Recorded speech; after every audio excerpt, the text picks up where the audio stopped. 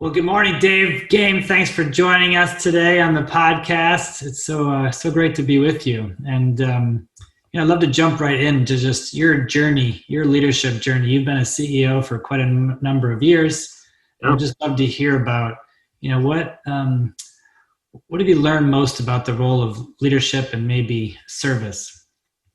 Wow. So thanks, Tom, for having me, first of all, and just always appreciate any time we can chat. So this is a great way to start our day here together.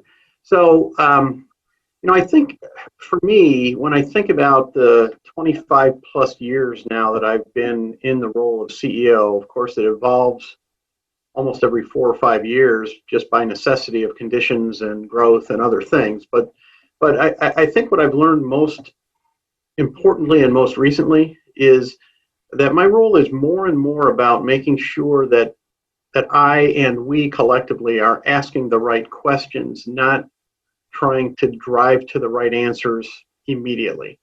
And I think the more unsettling or uncertain the times are, the more important it is to get the questions right before you start solving for the wrong problems.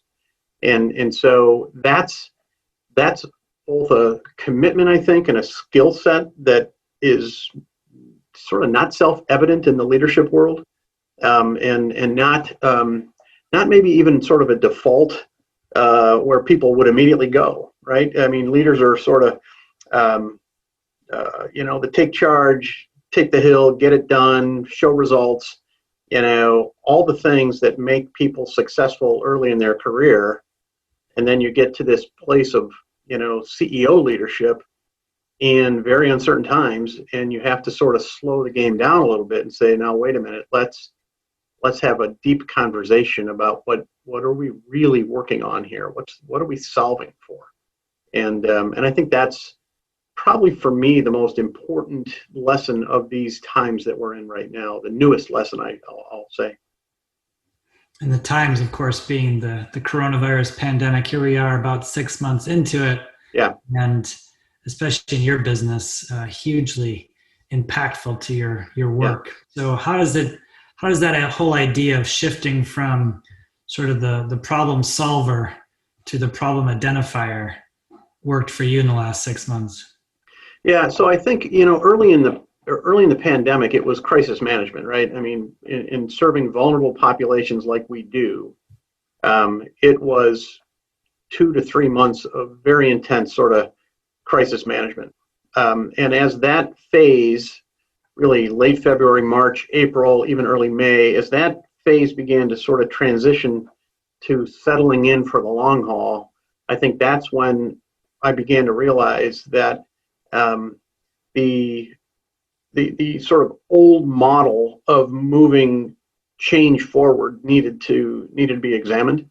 That coming through that time of crisis, moving into now, it's not a matter of, okay, if we can just get through COVID and we can get back to, everybody's talking about the new normal. I've sort of rejected that there is a new normal. I think there's a new world to be developed for us.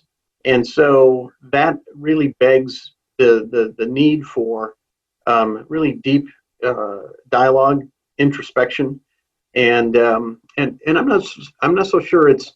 I think it's a need to engage leaders around us in a way that invites them to think deeply with you, and that's hard for people to do when when agendas are full, when days are packed. And yet we have to be really thoughtful about what it is we're going to be about next. Resources are minimal now. Demands are high. We have to be able to reimagine and rethink things. And so it's not just a matter of let's get through this time and sort of get back to the new normal. It's really, while we're in this time, let's reimagine what the new world needs to be and how can we think differently about how we do what we do. And there are some that struggle with that, and certainly I do at times. But I think the consistency of that and the invitation to set time aside to do that is really critical. And how do you do that? How do you find the time? How do how do you nurture the team or the culture in such a way that allows people to have those deeper conversations? Yeah, well, so I think you have to model it, first of all, and you have to be very intentional about it. So setting time aside in agendas, or even setting whole meetings aside, because if you're going to think deeply about the circumstances you find yourself in as a company, you can't sort of pack that in between, a conversation about this year's budget and a conversation about, quality issues you're having on a performance team. You've got to just create that space where that conversation can breathe. And so I think pulling it out of normal agendas and saying this is a time where we're going to not worry about what's on our desks right now. We're not going to worry about what's in our inbox. We're going to have conversations that deepen our understanding of where we're at, what are the conditions we're in, how are our people doing, and what are we called to do to help them thrive in this new world. And so for instance, last week we had a conversation with my executive team that we framed up, interestingly enough, around the vaccine, the COVID vaccine.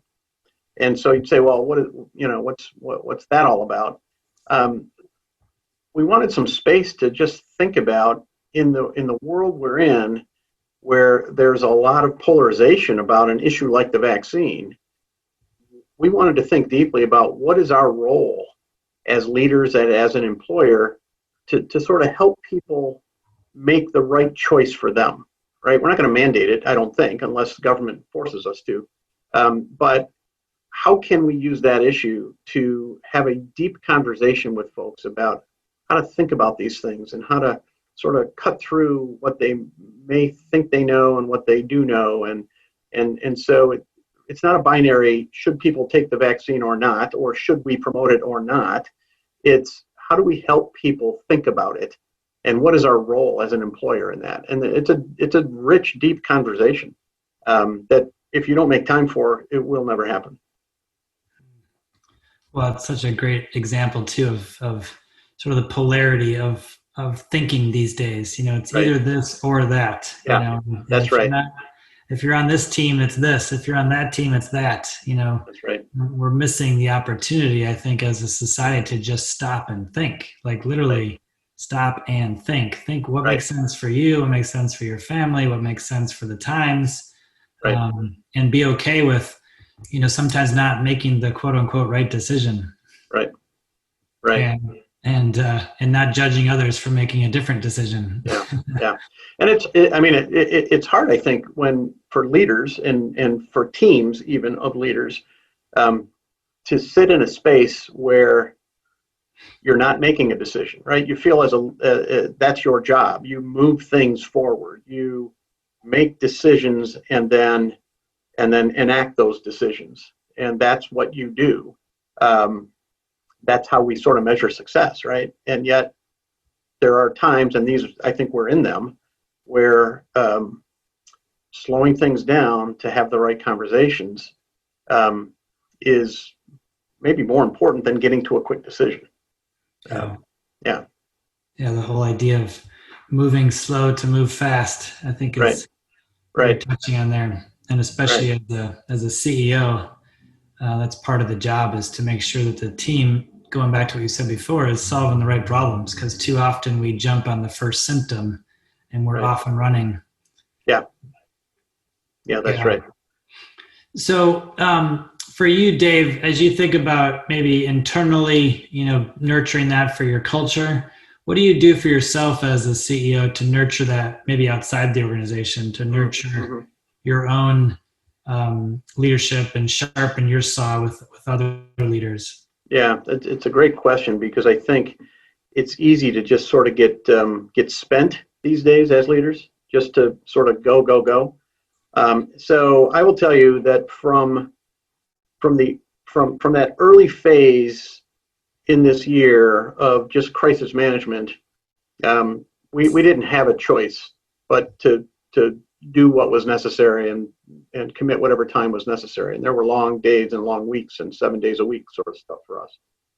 But as we began to emerge from that, I was very intentional with myself and my team about creating space then and giving permission to first to myself and then to others to make sure that folks were taking some time off, right? Doing something that provided them sort of Sabbath, that was renewal for them, and modeling it for myself too. So forcing myself to take some time off, and then saying to my team, now it's your turn. And what do I need to do to sort of backfill for you while you take some days to go renew? And for me, personally, it's, as a person of faith who relies on that faith to guide important decisions in my life, renewing that faith during this time, this sort of hope that faith brings to me, and focusing on that to sort of be the vaccine, if you will, for what the world is offering right now, which is not a lot of hope.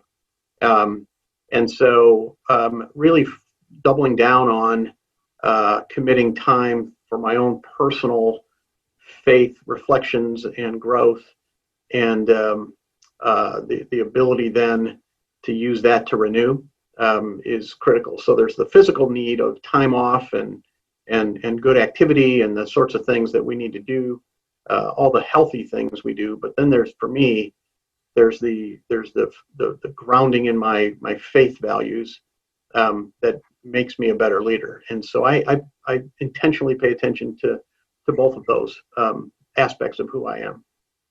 And then that just relationally then makes things better as well. Interesting word you use, renewing your faith. I know you as a man of deep faith, and it's always ever present, I would imagine. At least that's my perspective of you. But you're saying renewing. So what about it is that you're renewing? Well, I mean, to me, faith sort of indwells, and yet if you ignore it too long or allow it to just be dormant and not actively used, it sort of loses its power. It loses its impact in one's life. So the renewal for me is sort of reapplying what I know to who I am and to the circumstances that I find myself in. And so it's a use of my faith in a very real way. Not that it's on the shelf and that it's sort of part of who I am sometimes, but because I've invited faith into my life in a way that indwells, then it needs to be a part of everything I do. It's a lens through which I see the world. And sometimes those lenses get a little cloudy and you need to sort of, clean them up again and make sure that you're seeing clearly. And so to me, that's renewal. I mean, you could describe it lots of different ways, but it's taking what I have in terms of that faith, that value construct that drives me and really the gives me the passion for the work I do, and tending to it like it's like I tend to my marriage relationship, like I tend to my work relationships, I tend to my faith relationship in an intentional way, in order to assure that it is strong and being renewed all the time. And what specifically do you do, Dave? What helps you to get recentered or renewed? So really there are three aspects of that. There's the sort of deeply personal time that I spend alone in my faith with meditation and scripture and prayer. There is my worship time where I am publicly able to join others in expressing that faith, which for a while in COVID wasn't necessarily that easy, right? Or didn't even happen. And then there's the sort of the faith sharpening that goes on when I'm around around friends and family who share that faith, that can help me strengthen it, help me practice it, sort of small group conversations, these sorts of things. So to me, those three elements help me strengthen who I am. Yeah. I love that they're so immediately available for you too. You know exactly. Sort of, I'm sure you do lots of other things, but those three are at the top of the list, and sound like there's a great deal of discipline in your life around making sure that those three stay active. I know we've talked about this before, but maybe for the audience, you can talk a little bit about, the role of integrity in your life, that not just in your spiritual life, but maybe in all aspects of your life. And what does it mean to have integrity as a leader? Yeah, so there's lots of different ways to think about integrity. At the end of the day, I think it really has to do with being who you say you are and doing what you say you will do, and keeping those in alignment. We live in a world where leaders of all kinds can say all kinds of things and not necessarily deliver. And this organization looks to me to be a person of integrity, so that when I say something, when collectively we say something from the leadership team, from the board, that folks can know that it is going to happen. Whether they like it or not, that's a different conversation, but they know it will happen. And I think one of the things I've learned, again, more recently, last several years, is that it's not just sort of the big things in life that we need to make good on when we commit to them. In fact, it starts with the small things, the keeping appointments and being on time and following through with the small tasks that you're assigned or you have taken on that others are counting on.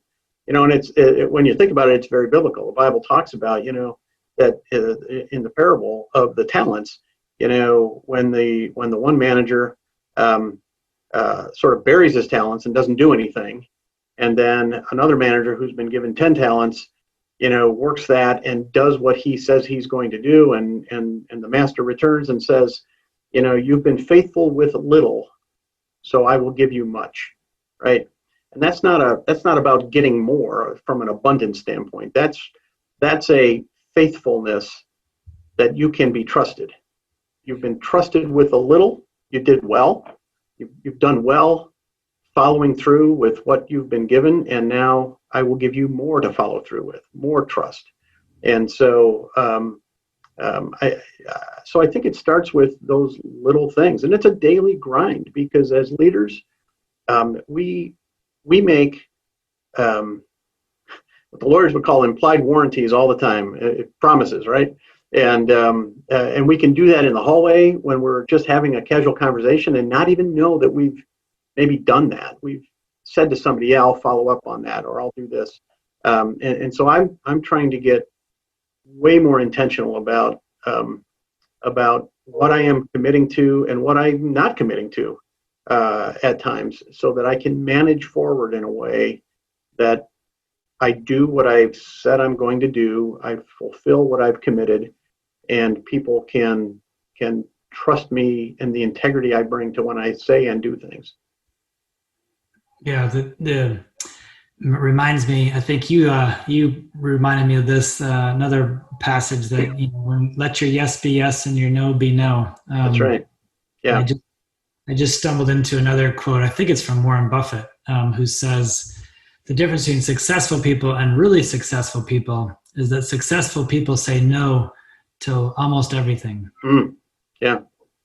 And that, as part of our challenge in leadership is we want to be so helpful. We want to do everything. Yeah.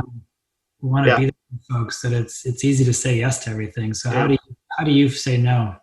Well, it's a great question. And it's interesting, because I would intersect that question with a sort of a circumstance that I find myself in, with a team of executives that is increasingly effective in their own work, and increasingly effective as a team. And so that has given me the opportunity to both stay out of some things that in the past I would have been in, but it also has allowed me to move into some things that in the past I didn't have time for. But it's an unsettled place at times because what was familiar to me, what I want to say yes to because I've done that before and I want to stay in that. I need to be intentional about saying no to those things. So I think paying great attention to what it is your role is at the moment and what it is your organization and specifically your most immediate sort of inner circle team needs from you, and allow that to guide your activities and your yeses and your nos. There are things that 3 years ago I would have had to be involved in this organization that I no longer need to be involved in. And even though I like doing those things, I've said, no, I'm not going to do that anymore. And so there's this sort of calibration to the leadership that's ongoing all the time. And I think also being very open about it with the team to talk about who's doing what, who's committing to what, who's leading on any given project. Sort of the management side of what we do to make sure there's good clarity around that and efficiency as well. But Tom, I know you've heard me say this before. The role evolves and circumstances change, and sometimes they're big, crazy circumstances like pandemics. Sometimes they're much more sort of in the course of business circumstances, budgets, and new programs and other initiatives, and I think a leader, particularly a CEO, has got to be very committed to being self-aware enough to know that role's got to change too. And I've learned to really calibrate that by asking what does my team need from me in this time in this place, not what project should I be working on, but what does my team need from me. And that's a whole different conversation. It gets you sort of back to where we started with the deep thinking part of our work. Because that's not a binary choice. That's not, do I do this or do I do that? It's what's my role? How should I be? And that takes some deep conversation and deep time. Yeah, and it's a great reframe of it too. It's not about me. It's about what does the team need. And right. I also heard in what you said that you can't just start saying no to everything. You've got to get the team ready for it. You got to help prepare them for the next journey. Reminds me of, I did a podcast not too long ago with Shad Johnson, great leader in Chicago, and his favorite line was from his daughter actually in the movie Frozen. And he says, as a CEO, Tom, you got to let it go. You just let it go. And that's really hard at times. Right. Mm-hmm. Yeah. Yeah. It's hard for all of us, even though we know it. I think most CEOs know that intellectually. Doing it is a whole nother game. Yeah. Well, I think for me too, and again, this, one's career evolves, one's role changes, and certainly you grow personally in all of this, right? And so from where I started nearly 30 years ago in the business now, to where I am now, I take much greater delight, if you will, in seeing particularly younger leaders growing and stepping up and learning and even failing at times, as long as they're failing forward, than I did 10 years ago even. And I guess part of that is because, I'm far closer to retirement than I am the beginning of my career now. And so you begin to think about are you setting the organization up for success, almost succession planning sort of conversations. And the answer to that is really found in the growth of the team or the teams within an organization. If the teams are growing and getting stronger and becoming more effective, then as CEO, I'm doing what I owe the organization, and that is making sure that it's on a solid foundation. It's not a cult of personality. It's not single powerful CEO who can drive his or her will through the organization, and then it all falls apart when they leave. It's really about that, building that strength and giving folks who are up and coming opportunities to learn and grow. And that to me, I take a great deal of real pleasure in watching that happen these days. Yeah, and especially in your case with hundreds of employees spread out across the entire state, seeing all those young leaders grow and nurture, I imagine brings a great deal. I mean, that's been a little tough since I haven't been able to see many of them face to face for a long time now.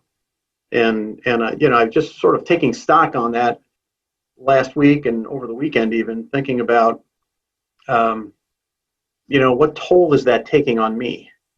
And what do I need to be watching for there? Because there is no question that the kind of leader I like to be, what I default to is very relational. And Zoom is great, but it's not sitting across the table, eyeball to eyeball, and really having deep conversations. And so I'm beginning to recognize that I need to do some thinking and some work around that and make sure that need I have is being met somehow. And so I'm not sure where that's going yet. So there you have it. It's just something I'm beginning to think about. And my guess is, my sense would be that if I'm starting to think about that, there's probably others I need to invite to think about that for themselves as well.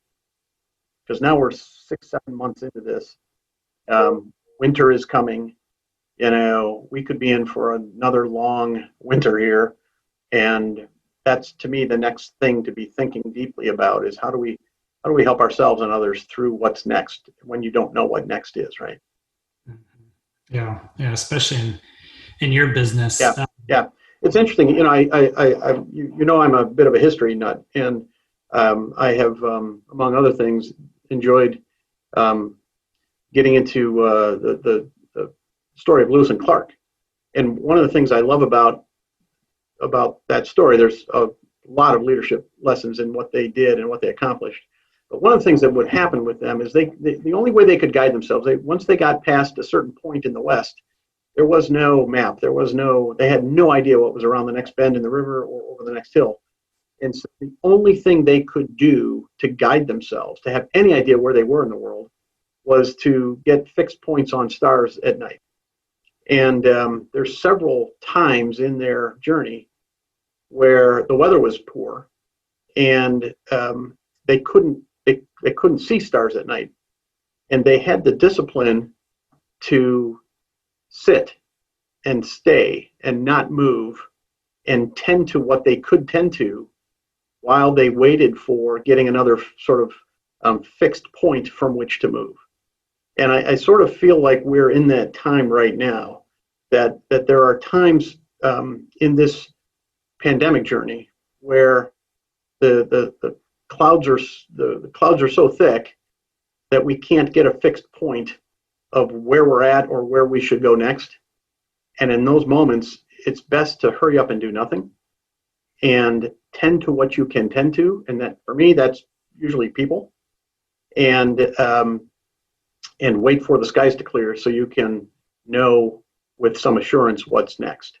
And I think that has something to do with what I'm thinking about these days for myself, even, of saying, okay, when the clouds clear, what's next? And helping others and inviting others to think through those things rather than just go through their checklist of these are the things I got to get done.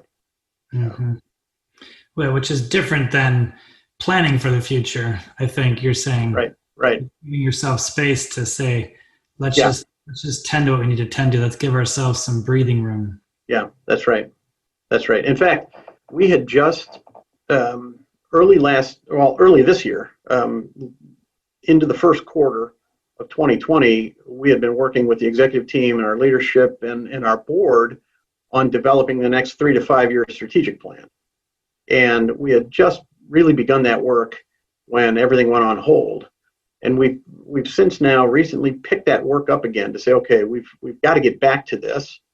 And we've really struggled with looking ahead 3 years and saying, this is the strategy for this, that, or the other thing.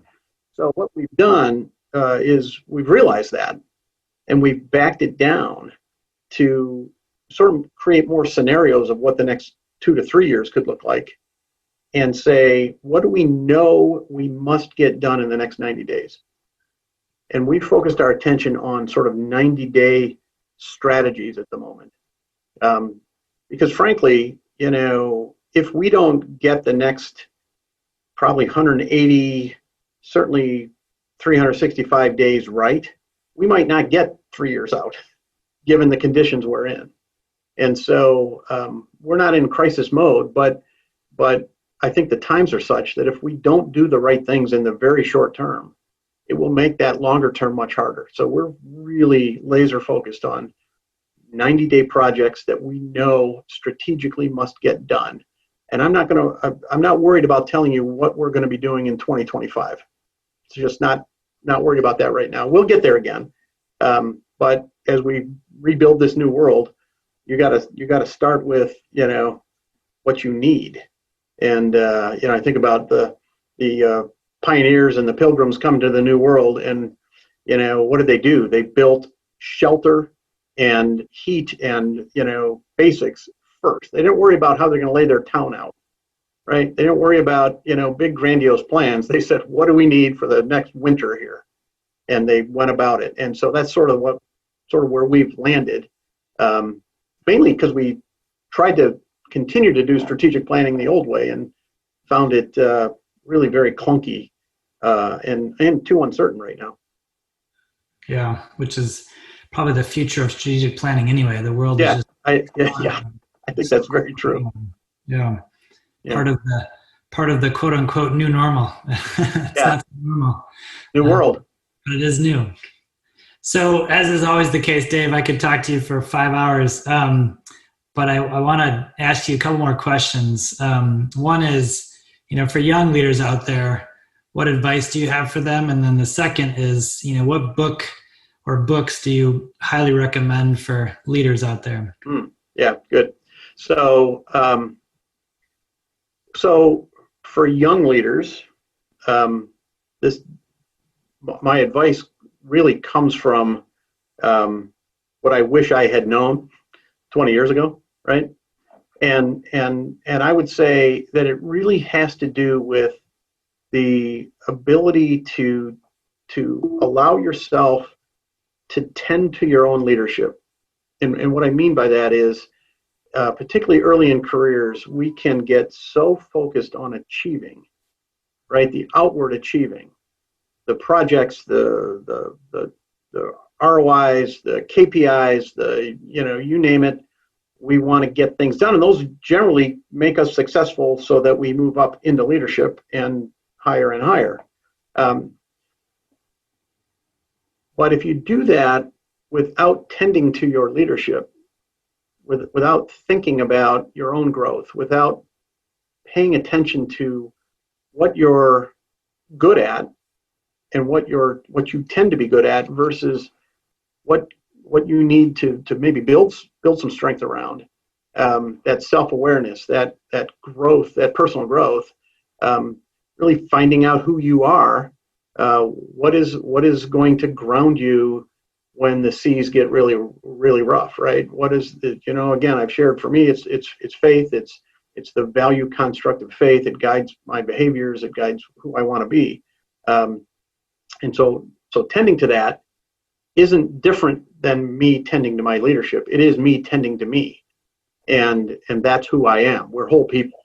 And so for young leaders, I would say, while you're achieving, while you're doing, make sure you're also being and growing in who you are. And that's, so to me, that's important. So you asked about books.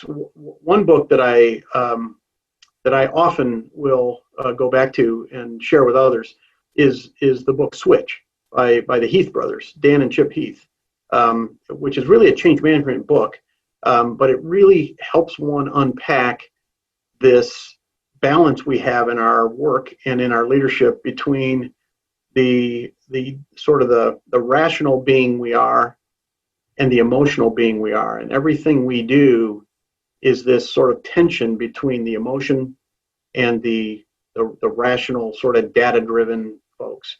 And we have to be aware of that for ourselves. We have to be aware of it in others when we're trying to lead them and help them. The balance between emotion and the rational being. So that switch book, I think, is a really good good book to look at. And then my latest one, and you turned me onto this one, is Brave New Work by Aaron Dignan. And that has actually become required reading for my leadership team. We're going through it together now. And it really forces one to think about what we have taken for granted in our organizations, the structures, the processes, even the culture of how these organizations have been constructed and have been run, really needs to be challenged. I started reading that book before the pandemic hit, and it was really getting me to think deeply. And then as we hit the pandemic and then started coming out of that crisis time, I realized how timely the thesis of that book is for us. And so we've been unpacking it to say, okay, we need to rethink everything here in this new world. And so I would recommend that's another top 2 for me right now.